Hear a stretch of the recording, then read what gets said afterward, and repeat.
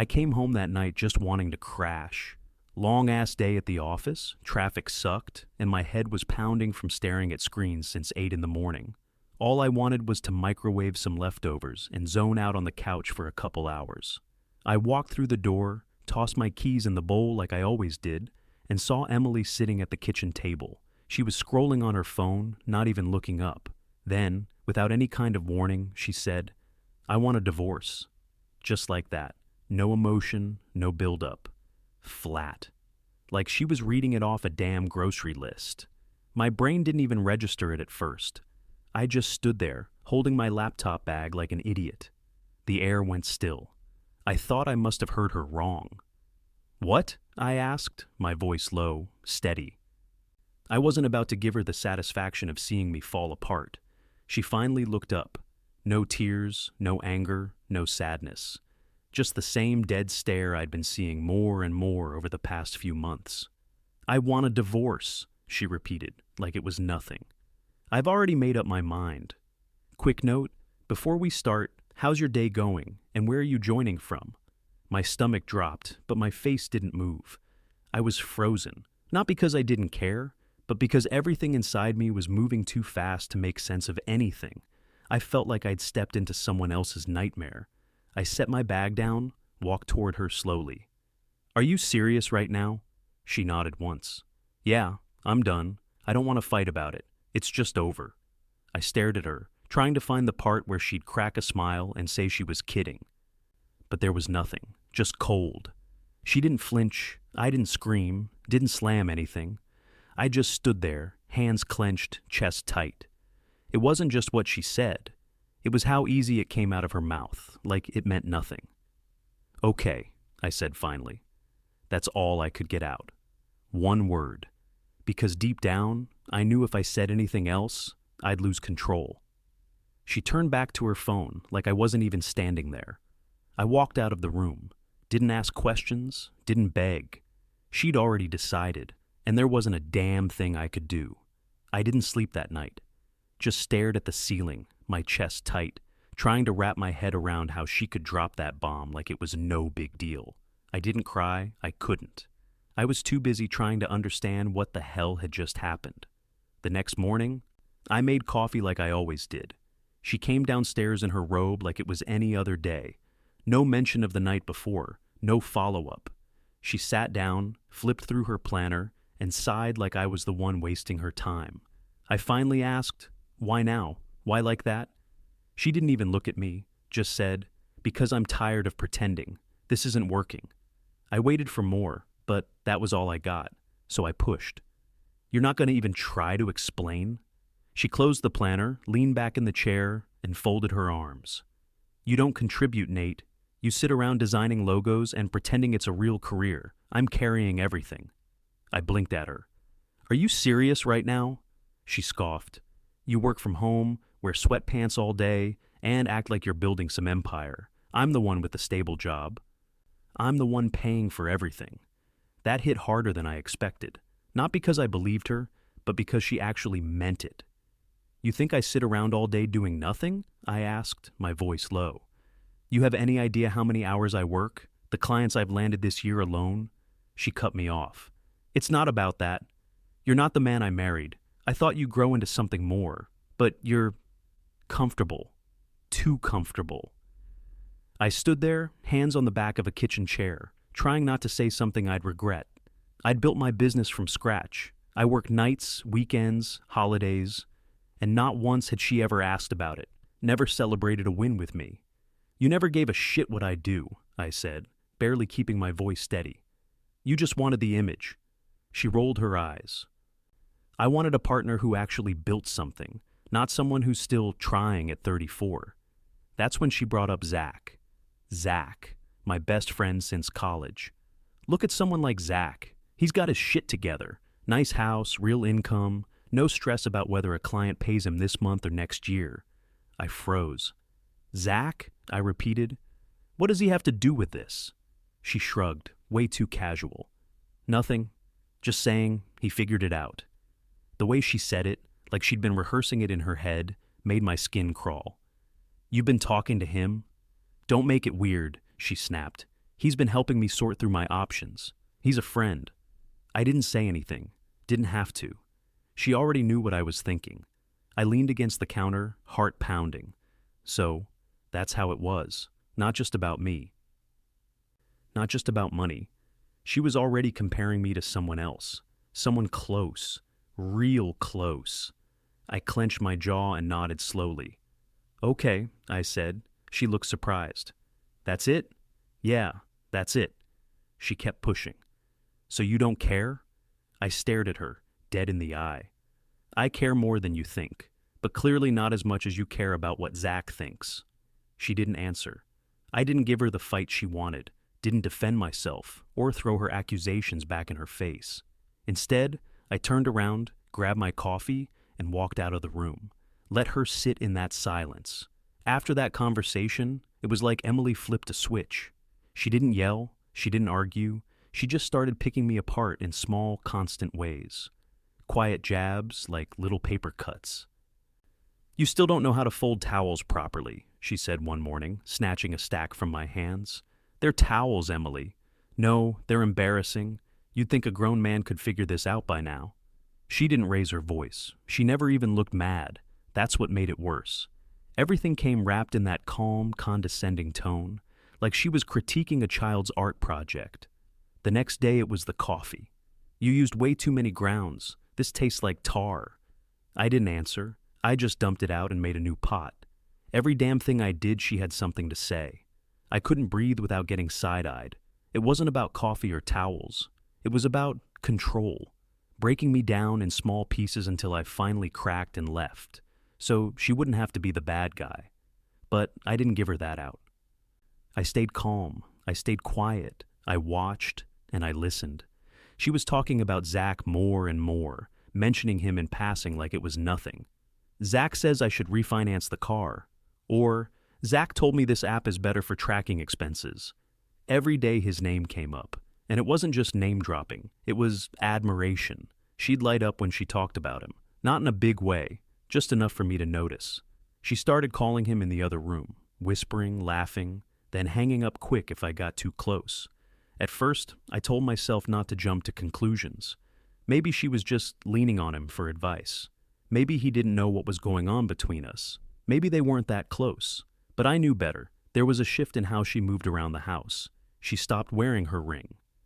Her makeup was a little more polished when she went out. She kept her phone close, screen tilted away. She even changed the way she talked to me, like I was just some guest overstaying his welcome. I said nothing, didn't accuse her, didn't bring up Zach.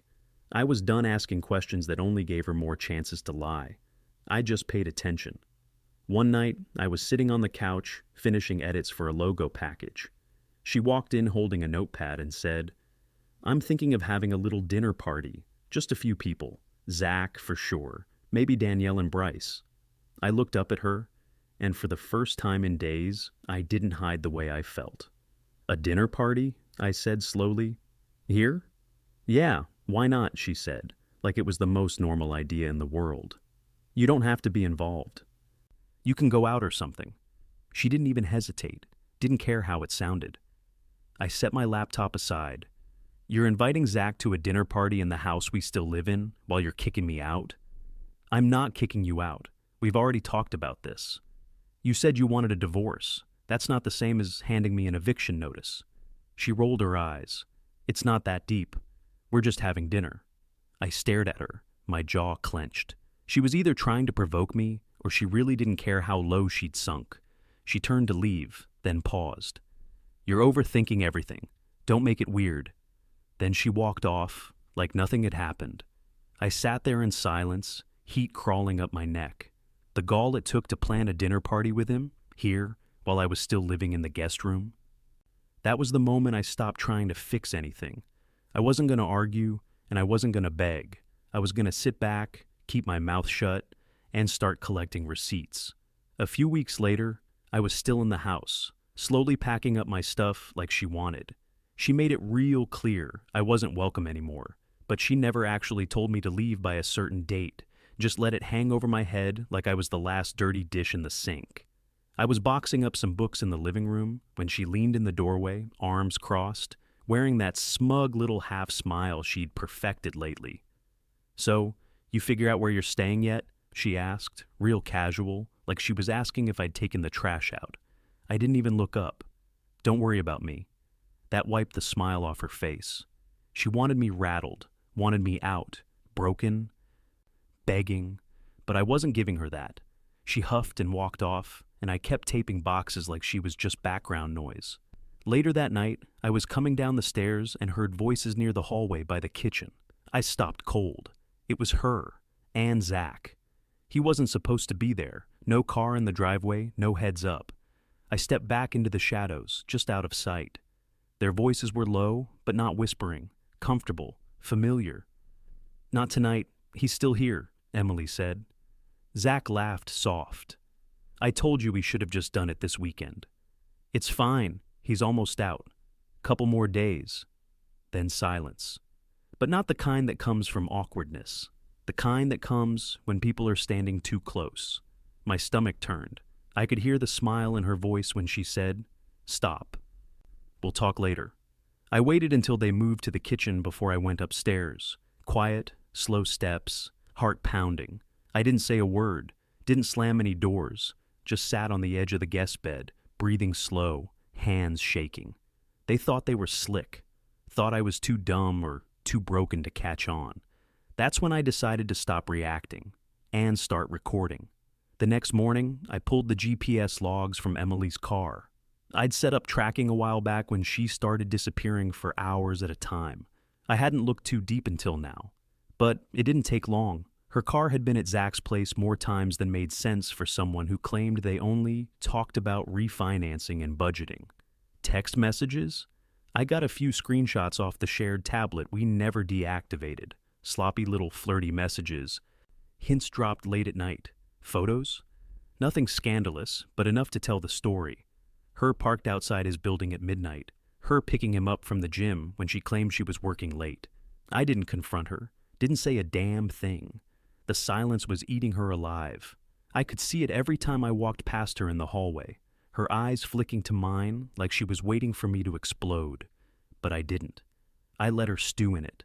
Let her believe she'd won, that I was too weak to fight back. Because the truth?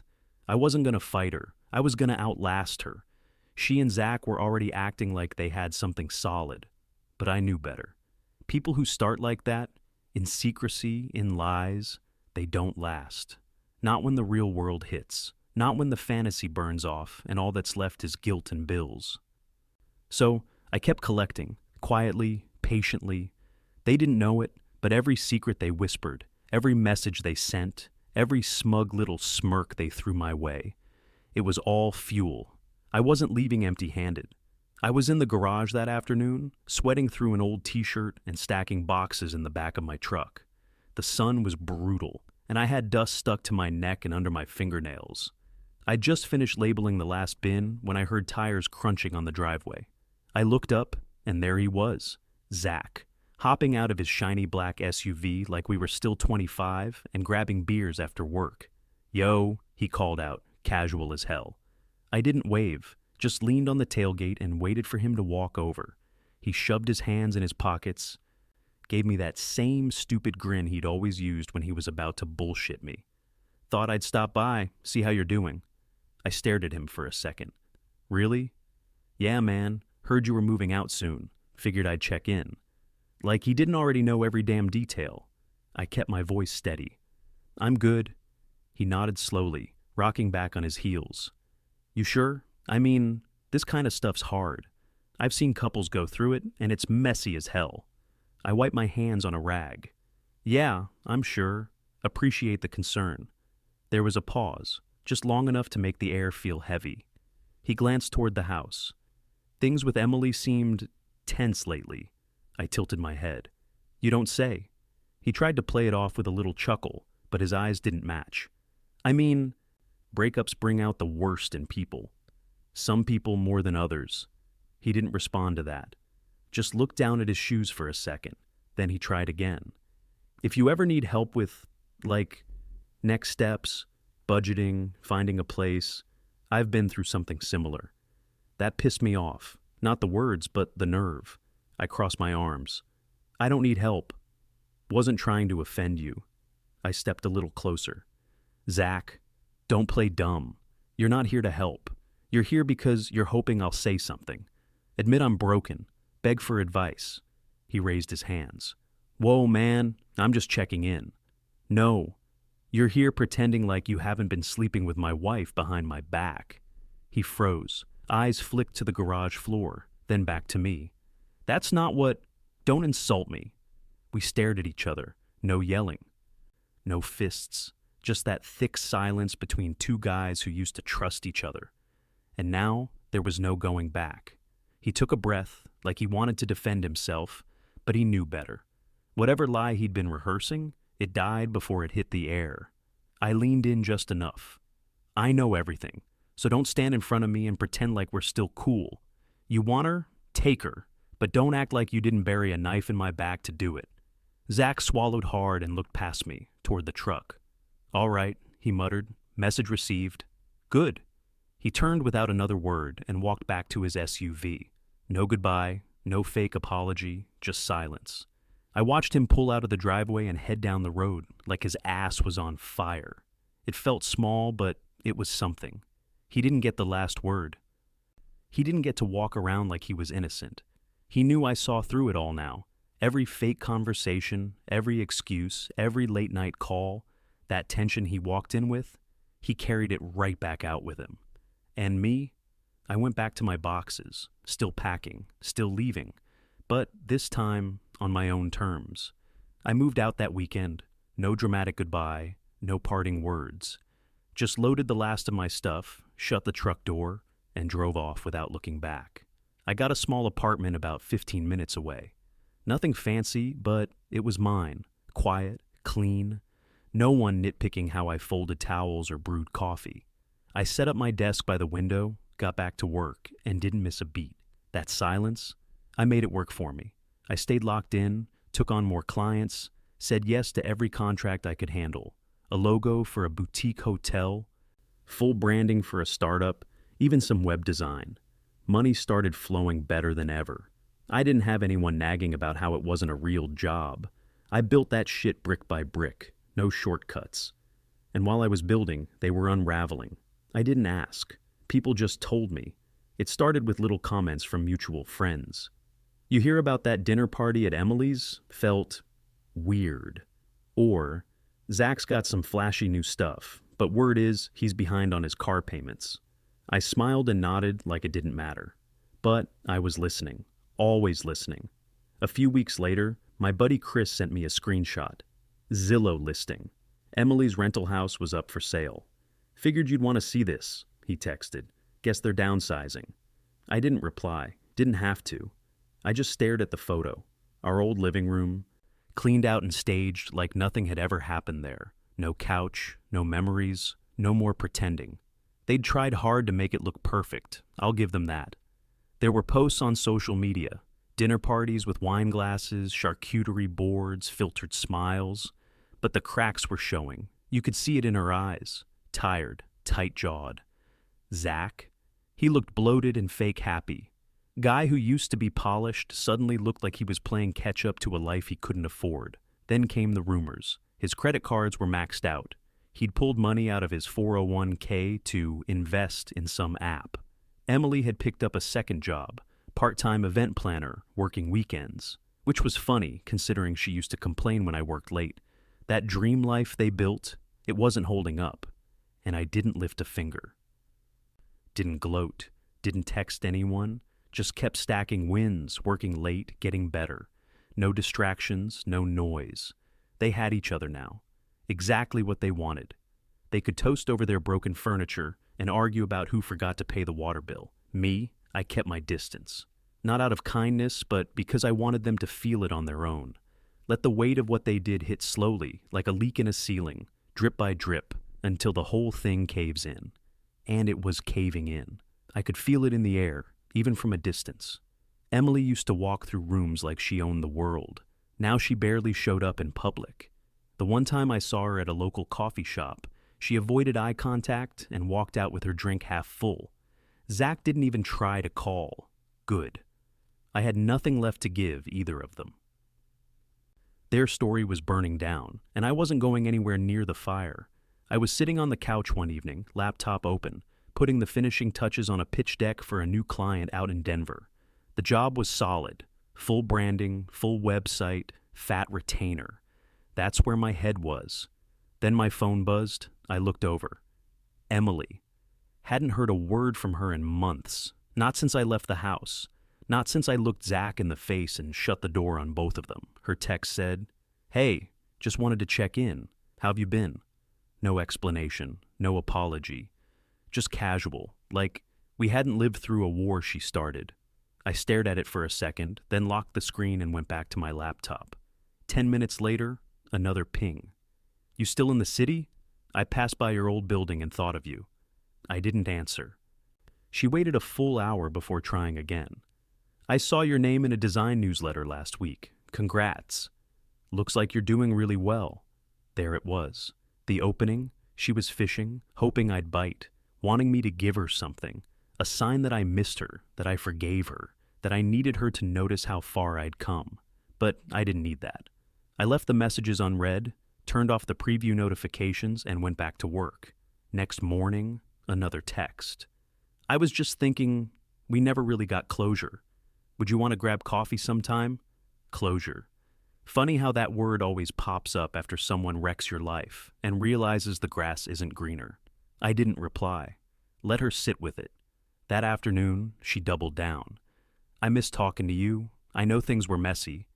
But I never stopped caring." That part actually made me laugh. I read it 3 times just to make sure I wasn't imagining it. I never stopped caring. This was the same woman who looked me dead in the face and said, "I want a divorce," like she was ordering takeout. The same woman who let my so-called best friend sneak into our house like it was his. I finally typed something, just one line. "I'm doing fine. Hope you are too." Sent it, nothing more. No emoji, no open-ended question, no window to crawl back through. 10 minutes passed, then 20. Then the flood started. "That's it? You really have nothing else to say?" I just thought maybe we could talk like adults. And finally, "You're really not going to acknowledge everything we've been through?" I stared at my screen, thumb hovering over the reply button. Then I locked it and tossed the phone on the table. She wanted validation. She wanted proof that I still saw her, that she still had a grip on my life. But she didn't. That grip, she lost it the second she put her trust in someone like Zach and burned the bridge we built together. I didn't owe her anything now. Not an explanation, not a conversation, not a damn coffee. The silence she left me in back then, that cold shoulder, that smug indifference, I gave it right back to her. And this time, it hit. Because she wasn't reaching out to reconnect. She was reaching out because she was sinking. Because the dream she chased turned out to be a lie, and she thought I'd still be standing there with a life raft. But I wasn't that guy anymore. I was the guy who learned how to swim. She called me 3 days after that last round of texts. No warning, no message first, just straight to ringing. I almost let it go to voicemail, but something told me to answer. "Hello? Nate," she said, voice shaky. "Can we meet? In person, please." I didn't say anything for a second. Her tone was different, not cold, not smug, panicked, unsteady, like she was holding something back. "Where?" I asked. "There's a coffee place near downtown, across from the library. I'll be there in 30 minutes? I could have said no, should have, but I was curious. 35 minutes later, I walked in and found her already seated by the window. She looked rough, hair pulled back but messy, no makeup, eyes puffy like she hadn't slept in days. I sat across from her, didn't say anything. She exhaled hard and leaned forward. "I wouldn't have asked to meet if it wasn't important." "Okay." Her eyes darted around the room like she didn't know where to start. Then she blurted it out. "We're in trouble, financially." I raised my eyebrows but stayed quiet. She pushed on. "Zach and I, it's been hard. His work dried up. We're behind on rent. The car needs repairs. Everything hit us at once." I tilted my head. "So?" She blinked, clearly thrown. "So, I need help." I let that sit for a second, then laughed, short and sharp. I couldn't help it. "You're serious." She nodded, lips tight. I wouldn't be here if I wasn't. After everything, I said. After kicking me out of my own house? After cheating with my best friend? You want me to bail you out? It's not like that, she snapped. I didn't plan any of this. Things got complicated. No, Emily. You made them complicated. She shifted in her seat, clearly uncomfortable. You think I wanted things to turn out like this? Zach isn't who I thought he was. He's irresponsible. He hides things. I held up my hand. Stop. You picked him. You gambled everything on him. And now you're here because the bet didn't pay off. I didn't gamble, Nate. I made a choice. I leaned forward. Exactly. A choice. And I respected it. I left. I moved on. Now you want to drag me back in because you're broke. I just need something to get through the next month or two, she said, voice cracking. I figured if anyone would understand, it'd be you. Why? I asked. Because I used to love you? Because I gave a damn before you decided I wasn't good enough? She looked down, silent. You think I'm still that guy? Still waiting around for your approval? I didn't say that. You didn't have to. She looked up again, more desperate now. Nate, please, just a loan. I'll pay you back, I swear. I sat back, arms crossed. Not interested. Her mouth opened, but nothing came out. You made your bed. You can lie in it. With Zach. Her face twisted. You're being cruel. No, I'm being clear. We stared at each other. For the first time, she didn't have a comeback. I stood up, grabbed my keys. You wanted freedom? You got it. Enjoy it. As I turned to leave, she said, You don't know what it's like, watching everything fall apart. I paused and looked back. Sure I do. I just didn't ask for a handout when it happened. I walked out without another word. Later that night, Zach called me. Number. I hadn't saved. I let it go to voicemail, but he tried again. I picked up on the second try. What do you want? His voice was tight. I heard you talk to Emily. Yeah, she begged for money. It was pathetic. Come on, man. You know how things have been? She's under a lot of pressure. So are most people. That doesn't mean they call their ex-husband with a tin cup. He got quiet. I cut in. You two made your choice. Now live with it. She was just trying to...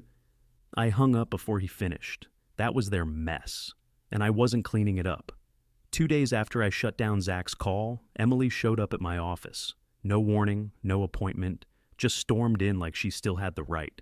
My assistant poked her head in, wide-eyed. There's a woman out here. Emily pushed right past her. Nate, please. She looked worse than before, pale, eyes sunken. Same coat she used to complain was too bulky for her style. Now she clung to it like armor. I stood up slowly. You need to leave, she shook her head. Not until you hear me out. I motioned toward the door. This isn't the place. Then make time, she said, voice cracking. Please. I didn't sit down. She did, right in the chair across from my desk, like it still belonged to her. Her voice trembled. We're drowning. Zach can't keep a job. He lies about everything. Money, bills, where he's been. I'm working double shifts and still can't catch up. We're behind on rent. The power's been shut off twice. I don't even know how we're going to buy groceries next week. She looked up at me, eyes full of panic. I'm not asking for a handout, just something to get through this month. I leaned against the edge of my desk, arms crossed. You left me for a man you thought was better, I said. Now you're here begging because you found out he's not. That's not fair, she snapped. I didn't know it would turn out like this. I nodded. That's the point. You didn't care to know. She stood up, desperate now. I was wrong, okay? I thought I was making the right choice. I thought you'd understand. I do understand, I said. I understand exactly what you did. You traded Steady for Shiny, and now Shiny's broke. She wiped her face with her sleeve. So that's it? You won't even help a little? No, I said flatly. You're not my problem anymore. Her face crumpled for a second. Then she pulled herself together and walked to the door. She paused before leaving. You used to be kind. I used to be married, I said. Big difference. She left without another word. I sat down. Finally, as the door clicked shut, for the first time in a long time, I felt light. No guilt, no anger, just done. Emily and Zach's little fantasy, it collapsed under its own weight. And me, I was already halfway into a better life.